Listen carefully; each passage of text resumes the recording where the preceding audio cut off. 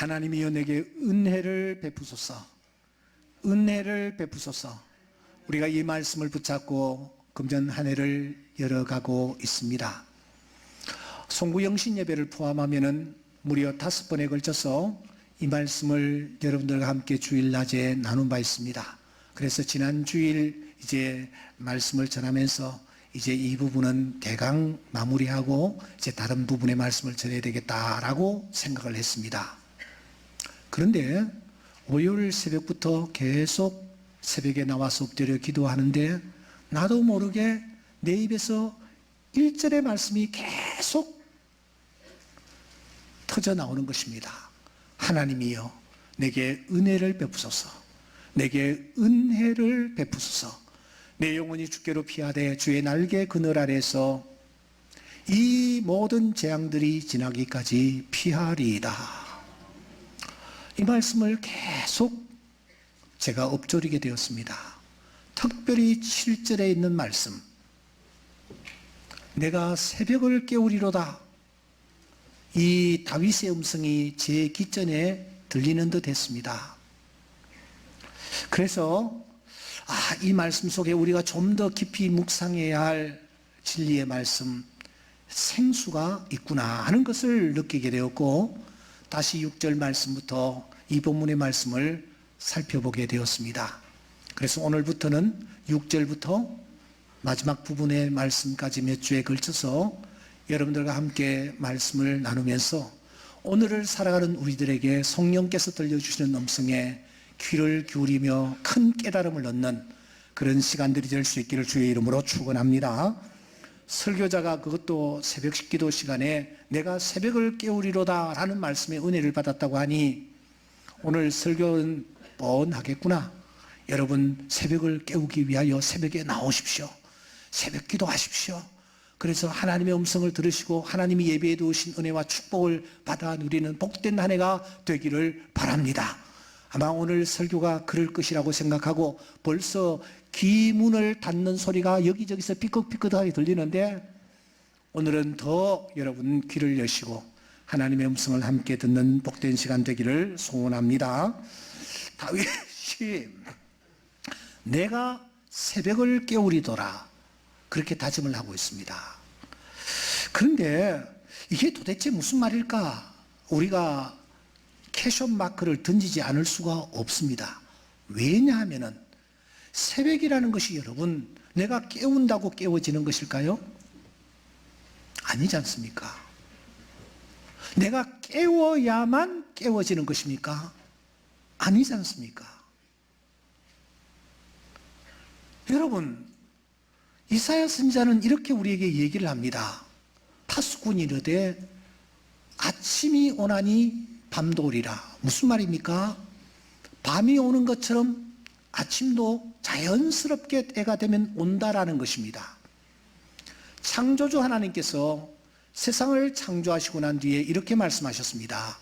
땅이 있을 동안에는 심음과 거둠과 추위와 더위와 여름과 겨울과 낮과 그리고 밤이 쉬지 아니하리라. 이게 무슨 말입니까? 낮과 밤은 반복하여 변함없이 오는 것이 창조의 질서라는 것입니다. 그러므로 여러분 누가 새벽을 깨운다고 해서 새벽이 오고 새벽을 깨우지 아니하면은 새벽이 오지 아니하는 것이 아닙니다. 그런데 오늘 성경의 다윗이 무례하게도 감히 내가 새벽을 깨우리로다 그렇게 외치고 있는 이 말씀이 도대체 무슨 말씀일까 하는 것이죠. 그런데 성경을 가만히 보면 고라 자손들도 비슷한 기도를 드리는 것을 볼 수가 있습니다. 저들은 이렇게 기도를 합니다. 주여 깨소서 어찌하여 주무시나이까 일어나십시오. 그렇게 기도를 하고 있습니다. 여러분 창조주 하나님이 주무시는 분이십니까? 주무셔야만 되는 분이십니까? 누군가가 그분을 깨워야만 그분이 일어나셔서 비로소 일을 하시는 그런 분이십니까? 시편 기자는 말합니다. 이스라엘을 지키시는 자는 졸지도 아니하시고 뭐요? 주무시지도 아니하신다라고 말씀합니다. 하나님은 주무시지도 졸지도 아니하시는 분이십니다. 그런데 어찌하여 성령에 충만했던 고라 자손들이 하나님 깨십시오, 제발 일어나십시오, 그렇게 기도를 하고 있단 말입니까? 이것은 분명히 다른 깊은 뜻이 있는 것이 틀림이 없습니다. 마찬가지로 다윗이 지금 다윗이 지금 새벽을 깨우겠다 이렇게 다짐하는 이 메시지 속에는 분명히 다른 의미가 담겨 있는 것이 틀림이 없습니다. 다시 말하면 우리가 지금 자연세계에서 보고 있는 새벽, 그 새벽을 지금 다윗이 논하는 것이 아니라는 것입니다. 그러면 지금 다윗이 말하고 있는 이 새벽이 도대체 무엇일까? 무엇을 두고 하는 말일까? 6절에서 다윗은 자신이 처한 현재의 정황을 이렇게 반복을 다시 합니다. 그들이 내 걸음을 막으려고 그물을 준비했습니다. 내 영혼이 참 억울합니다. 내 영혼이 억울하답니다. 그가 지금 어떤 처지에 놓여 있기 때문입니까? 아둘람 굴 속에 숨을 죽이며 그가 지금 숨어 있습니다. 원수들은 정예군사 3,000명을 이끌고 그곳을 향하여 달려오고 있습니다. 아니, 지금 다윗이 숨어 있는 굴 어귀에까지 도착을 한 형국입니다. 그의 표현을 빌리자면은 지금 원수가 그물을 휙 던져서 짐승을 포획하듯이 지금 다윗은 피할래야 피할 수 없는 상황 속에 던져져 있는 것입니다. 그야말로 옴짝달싹도 할 수 없는 상황입니다. 다윗은 이런 자신이 처한 환경을 내가 사자굴 속에 누워있다, 내가 불타는 자들 중에 불 속에 내가 살고 있다, 그렇게까지 표현하는 것입니다. 너무 억울했습니다. 젊은 나이에 아무 잘못도 없는데 지금 붙잡히는 순간, 발각되는 순간 자신의 생명이 끝날 터이니 얼마나 억울했겠습니까? 그래서 내 영혼이 억울하다, 그렇게 지금 말하고 있는 것입니다. 충분히 이해가 되는 정황입니다. 다윗도 예외가 아니었습니다. 그도 육체를 가진 인간이었기에 그가 그 깊은 감옥에서 그의 마음이 흔들리는 것입니다. 아니, 그의 마음 속에 이런저런 생각이 왔다 갔다 하는 것입니다. 어떻게 이런 일이 나에게 일어날 수 있느냐라는 거죠. 어떻게 믿음으로 산다고 애를 쓰고 있는 나에게 이런 일이 일어날 수, 이 억울한 일이 일어날 수 있는가라는 것입니다. 끝내버릴까? 더 이상 희망이 없는데 이제 끝내버릴까? 그런 생각들이 저 밑바닥에서부터 밀고 올라오는 것입니다. 굴 속에서 쭈그리고 앉아 그는 지금 생각에 깊이 잠깁니다.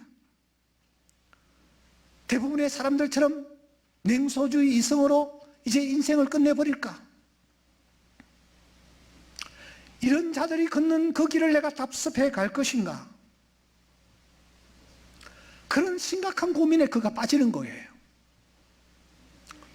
그런데 여러분, 그가 오랫동안 그 굴 속에 숨어 있으면서 갈등과 번민을 계속하면서 내린 결론은 도대체 무엇입니까?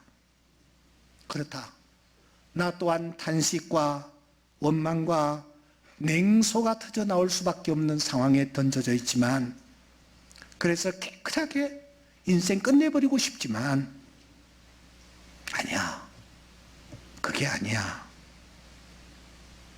지금 이 캄캄한 굴 속에서 내가 할 수 있는 것이 있을 거야 하고 자기가 그 굴 속에서 쭈그리고 앉은 그 상태에서 옴짝달싹도 할 수 없는 그 상황에서 자기가 할 수 있는 것이 무엇인지를 찾는 것입니다. 그리고 그것을 찾아 실천에 옮기고 있는 것입니다. 그러면 여러분, 그가 그 굴 속에서 찾은 것이 무엇입니까? 그가 굴 속에서 실천에 옮기는 것이 무엇입니까? 그는 그 깊은 굴 속에서 쭈그리고 앉은 상태에서 이 상황에서 그래도 내가 지금 할 수 있는 것이 무엇일까? 그것은 찬양하는 것이다. 그것은 감사하는 것이다. 그래서 그는 찬양과 감사를 드리겠노라고 다짐하는 것입니다. 그런데 사랑하는 여러분, 이 두 구절 사이를 자세히 들여다보면 다윗이 8절을 넣어 놓았습니다. 8절이 무엇입니까? 내가 새벽을 모여 깨우리로다 라는 문구입니다. 놀랍게도 7절과 9절 사이에 8절을 그가 새겨 넣고 있습니다. 왜 이 내가 새벽을 깨우리도다 라는 이 말을 이 8절에 넣고 있는 것일까요? 자세히 보십시오. 찬양과 감사는 새벽을 깨우는 중요한 요소임을 시사하고 있는 것입니다. 더 나아가 직설적으로 표현하면은 찬양과 감사야말로 새벽을 죄송합니다. 새벽을 깨우는 것이다. 이렇게 얘기하는 것입니다. 7절에 찬양은 새벽을 깨우는 열매로 나타나며 9절의 감사는 새벽을 깨우는 서론이 된다라는 것입니다. 다윗은 지금 영적 세계를 논하고 있습니다. 자연의 새벽을 얘기하는 것이 아닙니다.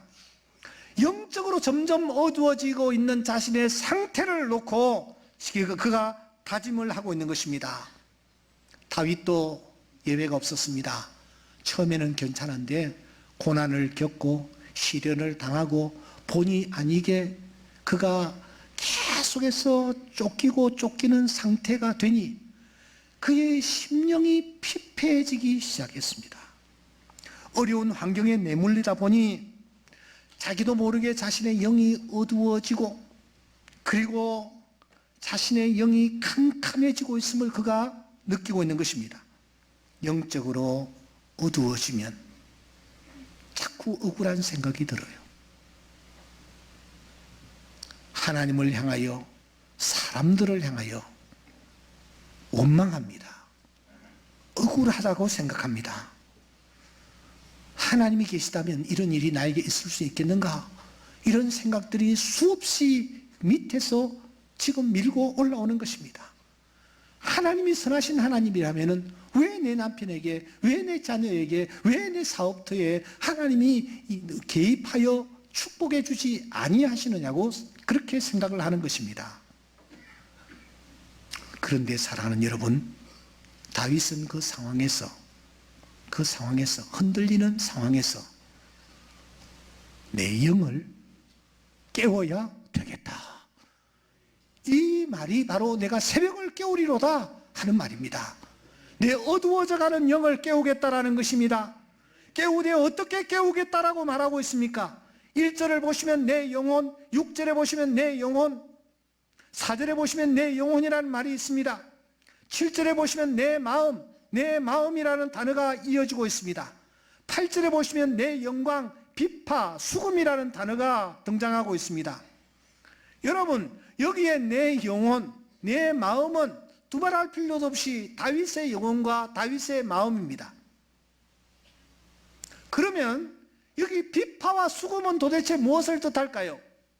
내 비파와 내 수금이라고 번역해도 틀림이 없습니다. 내 비파, 내 수금은 무엇일까요? 우리 호산나 찬양대에서 지금 여러 악기들을 가지고 연주하는데 저 악기들을 뜻할까요? 아닙니다. 여기에 내 비파와 내 수금은 다윗의 육체, 다윗의 몸을 뜻하는 것입니다. 악기들 가운데서 여러분, 내가 가지고 있는 이 몸만큼 훌륭한 악기는 없습니다. 다윗은 지금 이렇게 말하는 것입니다. 내가 내 새벽을 깨우는데, 내 영혼을 깨우는데 내 영혼과 내 마음과 내 육체까지 총동원하여서 그야말로 온 마음으로 내 영혼을 깨우는 일에 진력하겠노라고 말하는 것입니다. 왜냐고요? 그가 싸우고 있는 영적 싸움은 그냥 만만한 싸움이 아니기 때문입니다. 에베소서 6장 12절의 말씀, 우리의 씨름은 혈과 육을 상대하는 것이 아니요 통치자들과 권세들과 이 어둠의 세상 주관자들과 하늘에 있는 악한 영들을 상대함이라는 말씀대로 우리가 싸워야 할 이 상대가 보통 상대가 아니라는 것입니다. 그러므로 내가 영과 마음과 영광과 비파와 수금 온 몸까지 다 동원해서 혼신의 힘을 쏟아 대적하며 싸워서 내 영을 깨우겠다라는 것입니다. 그 영을 깨우는 도구가 무엇이냐?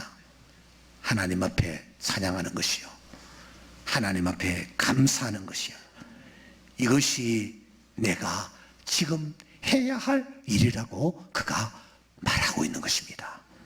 12회를 혈우증으로 고생하던 여인, 가진 거 다 날려버렸습니다. 병원도 중하여졌습니다. 의사들에게 많은 고통을 당했습니다. 빈털터리가 된 그녀 앞에 예수라는 분이 나타났습니다. 여성의 몸으로 유대인인 그에게 다가갈 수가 없는 상황이었습니다. 그때 여인은, 그렇다, 지금 내가 현장에서 지금 할 수 있는 일이 무엇일까? 저분의 뒤에 다가가 저분의 옷자락을 한번 만지자 하면서 손을 내밀어 옷자락을 만졌을 때 어떤 일이 일어났습니까? 그때 그 주변에 병든 사람이 이 여인 한 명뿐이었겠습니까? 그러나 고침을 받은 여인은 이 한 명뿐이었습니다. 풍랑이 일고 있습니다. 배가 깨어질 듯한 상황입니다. 캄캄한 그 밤에 저쪽에서 한 분이 오너라 합니다. 그 음성을 듣고 베드로가 풍랑이 있는 바다에 뛰어드는 것입니다. 여러분, 그때 오너라라는 음성을 들은 사람은 베드로뿐만이 아니었습니다. 모든 제자들이 다 듣고 있었습니다. 그런데 기적을 체험한 사람은 베드로였습니다. 그때 저는 정말 힘들었습니다. 앞을 바라보아도 뒤를 바라보아도 통로가 없고 출구가 없었습니다. 땅을 팔려고 하니 문산으로 가는 기차 굴이어서 팔 수가 없답니다. 비가 오는 건물을 다시 지으려고 하니 그 건물을 헐고 다시 지으면 80평밖에 지을 수가 없답니다. 주차장을 확보하려고 하니 양쪽이 다 막혀 있어서 차 한 대, 두 대 정도밖에 주차할 수가 없는 상황. 마치 캄캄한 굴 속에 갇혀 있는 상황이었습니다. 이불을 들고 강대상에 올라가 40여일 동안 엎드렸지만 기도가 나오지 않고 찬송이 나오지 않고 다시 그 이불을 집에 갖다 놓고 기도원을 찾아가 엎드렸는데 비가 쏟아지던 어느 날 산속에서 혼자 울고 있는데 다윗의 물맷돌이 떠올랐습니다. 골리앗 앞에서 다윗이 그래도 물맷돌을 들고 돌리는 거예요. 내 손에 잡히는 것 무엇인가? 내가 돌려야 할 것이 무엇인가? 그래서 제가 물맷돌을 찾았습니다. 돌리기 시작했습니다. 그리고 그것을 다시 정리를 했습니다. 여기 제가 여러분들 앞에 보여드리는 이 서류입니다.